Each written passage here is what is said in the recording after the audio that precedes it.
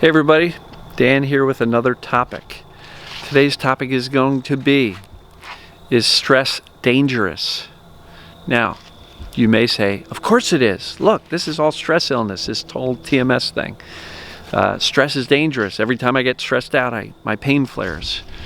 And so we can get to the point where we try to avoid all kinds of stress. Now look, it's important to soothe yourself, to turn down the volume on your stress, get out of fight or flight as much as possible. But if you think you're going to live without stress, it's not possible. There will always be stress, emotional stress, physical stress. These things happen. Got an airplane, but I can't even see it because the sky is so gray. It's one of these overcast, gloomy days. So is stress dangerous? The belief that stress is dangerous will cause you to try to minimize your exposure to stress. It will cause you to start living smaller and smaller and smaller and avoiding the outside world. So look, learning about TMS and this mind-body syndrome, this psychophysical pain disorder, this distraction pain, whatever you want to call it, learning about this is a blessing, and it really opens our eyes to the potential negative impact of stress, right? And, you know, Dr. David Clark calls it a stress illness. And stress can cause all sorts of things. But there was a really interesting TED Talk, and if I can find it, I'll link to it, where it talks about this very topic, that stress is not necessarily bad, but it's worse for you if you believe it's bad. So if you think, oh my God, I'm stressed out, oh no, this is bad for me, it's either going to cause more TMS pain or symptoms, or oh my God, right?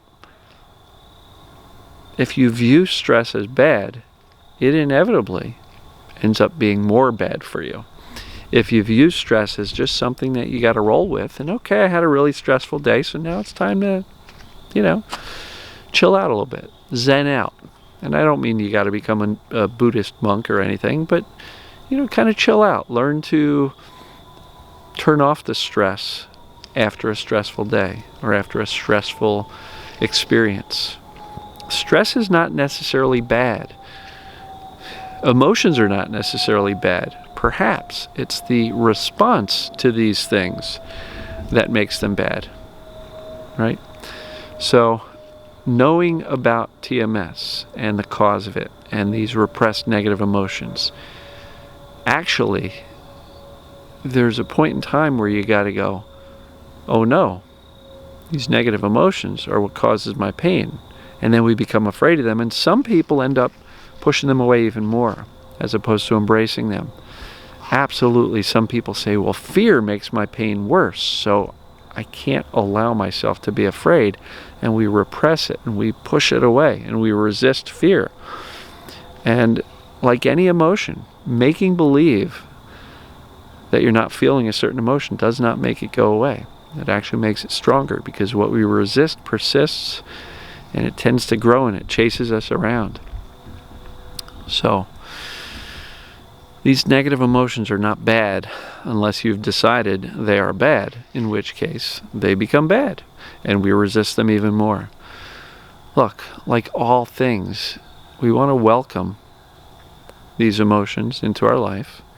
And if we are stressed out because we're in a crazy high tension filled room and there's a bunch of negative energy in there and stressing you out, cool, okay.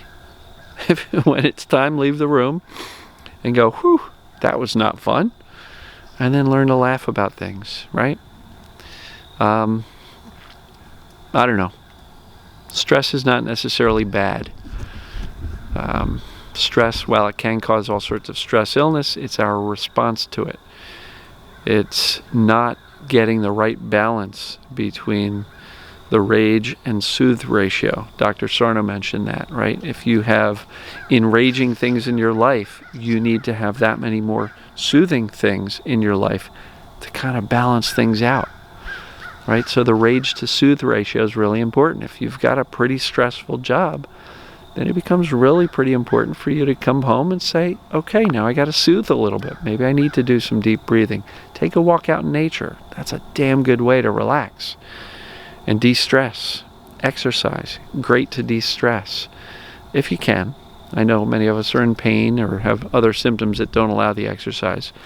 But boy, most of us can get into a lawn chair and sit outside and enjoy some nature and look at the pretty colorful trees and watch a squirrel run by, right?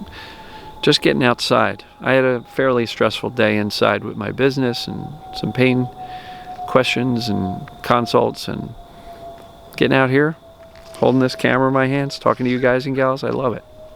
And this is my way of soothing and de-stressing, because I get to kind of just, this is a nice outlet for me. And I'm outside, which is even better. So, is stress bad? Is stress dangerous? The answer is no. Maybe how you react to it and whether or not you're counterbalancing the stress in your life with some soothing. You know, are you turning down the volume when you're not in a stressful environment? Or are you coming home or from wherever you were stressed out and then ruminating on those situations that caused the stress in the first place? So stress is not necessarily bad, but our reaction to it may not help. The reaction to stress should be, how do I soothe myself and turn down the volume and get into rest and recovery, right? There's that sympathetic and parasympathetic nervous systems. And when you're in fight or flight, it becomes very important to get into rest and recovery so you can counterbalance that fight or flight response. We want to change the hormones and the stress response in our body. The best way to do that is to learn to de-stress, soothe ourselves. So whatever it takes for you to soothe yourself, bring yourself back down from the high peak of stress that whatever situation or circumstance you were in kind of brought upon you, soothe, balance it. Anyway, I'm rambling a bit again.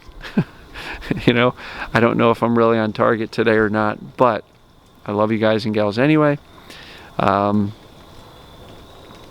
Stress. It's not necessarily bad, and don't fear stress.